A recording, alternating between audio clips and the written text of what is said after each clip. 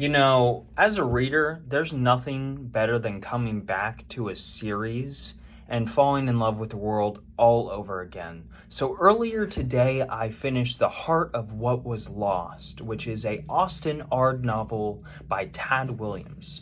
Last year, I fell in love with Memory, Sorrow, and Thorn. I consider it the best fantasy trilogy I've ever read, better than Lord of the Rings and First Law, and yes, I stand by that statement.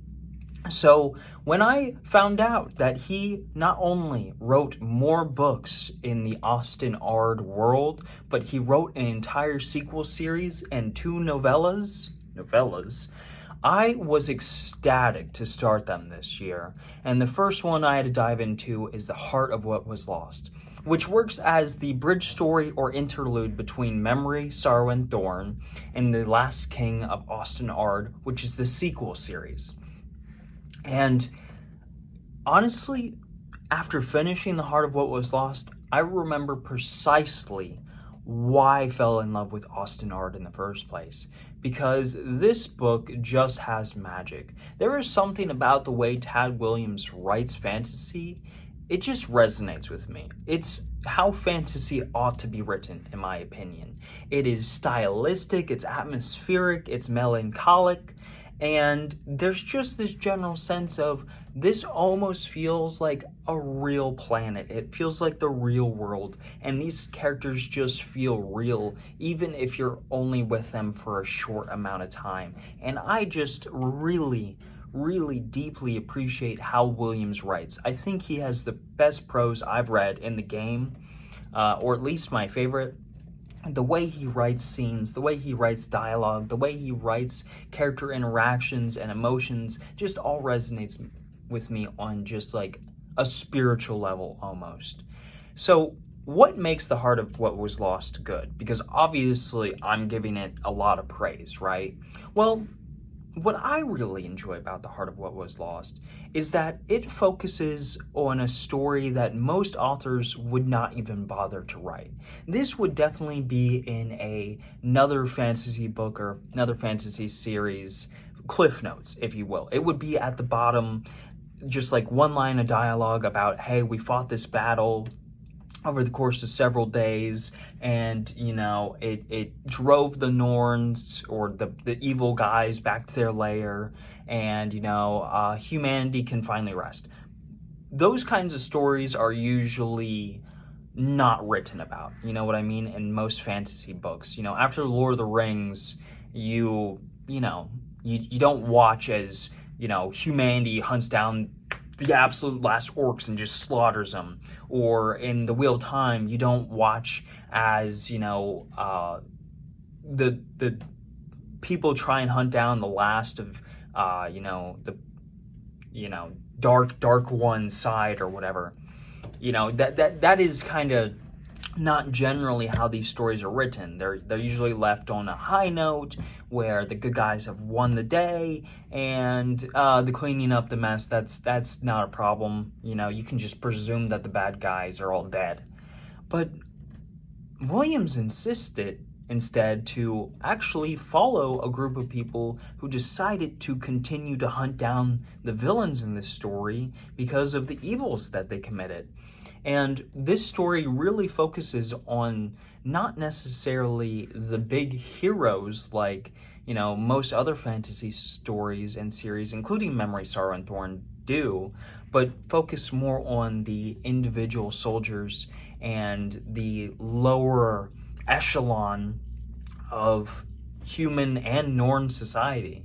And yes, this book, we actually get to see the world from a Norn perspective, which again, not traditionally what happens in fantasy. You usually don't get the bad guys point of view. You usually don't get, the orc point of view or the dark one point of view.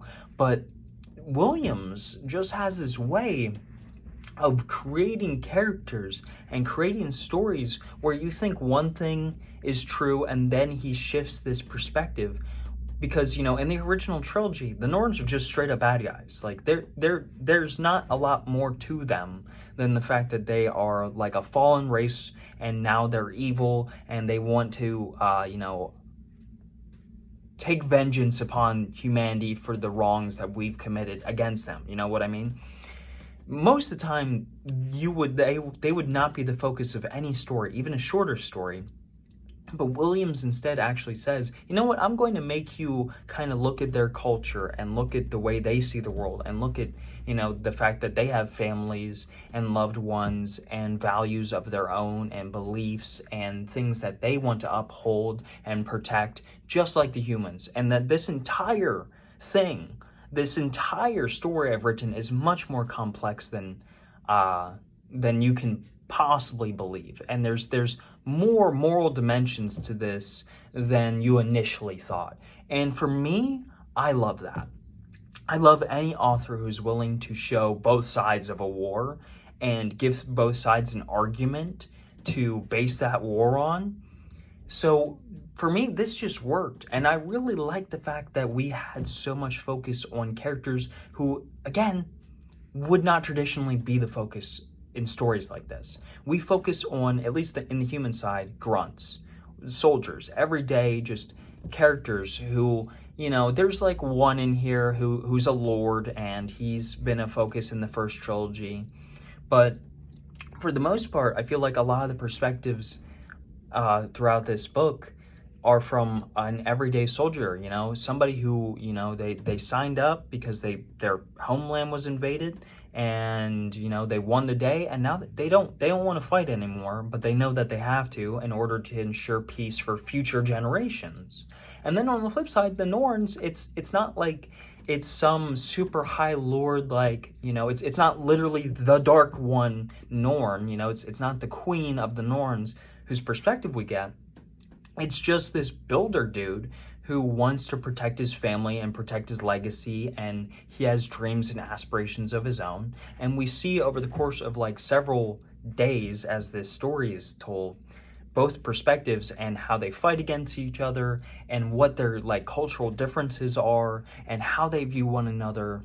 And as the reader, you start realizing that these two races don't necessarily need to kill one another the way that they think they need to kill one another. There are more differences, there are more similarities than there are differences. And if both tried, there could possibly be a path to peace if they allowed it. So there's just this kind of sense of ultimate tragedy when you read The Heart of What Was Lost, because you realize that this cycle of hate and vengeance and war is not yet over just because Memory, Sorrow, and Thorn has come to a conclusion. There is another chapter waiting for us in the future, and obviously you can figure that out by just realizing that there's another sequel series, obviously. But the way it's written makes you go, this story isn't done yet. There's still more to be told here, and that these cycles of war and hating another race don't just end because the evil overlord was defeated. The minions still go on. They still live, and they still have thoughts and feelings, and they want their own version of revenge. And I just think that the fact that Williams dared to write this is brilliant. I really love this book. I mean, it was just genuinely enjoyable. I don't think it's as good as the first three books, not by a long shot, but I think it's a great bridge story, and it's a great interlude to just take time to focus on characters who would traditionally not get the spotlight. This has everything that a fantasy fan can look forward to, and if you're a fan of Memory, Sorrow, and Thorn, you should just read it because it's great. It's got great prose. I think Tad Willams is the best in the genre, at least in my opinion. I think the character work is really solid for such a short book. I think you get attached to the humans, and to some extent, you feel for the Norns. I think the world building and the additional information we get about the Norns is excellent. I really love seeing the Scythian culture. I really love seeing the Norn culture. I like seeing how different they are from humans, but also kind of similar. I just love the dialogue. I love the way that these characters interact with one another. I love the fact that the humans and Scythi and Norns all have very different perspectives towards one another, and they can recognize their differences, and sometimes they can even, to some extent, appreciate the other culture, even if they think it's evil. So yeah, I think there's a lot that this book does incredibly well. I think it's a great short story.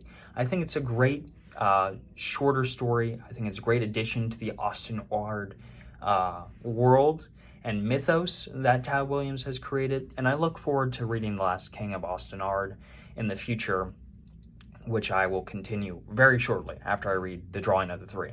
But yeah, it's a really good book overall. Like it's Tad Williams. You know it's going to be good. You know it's going to be good.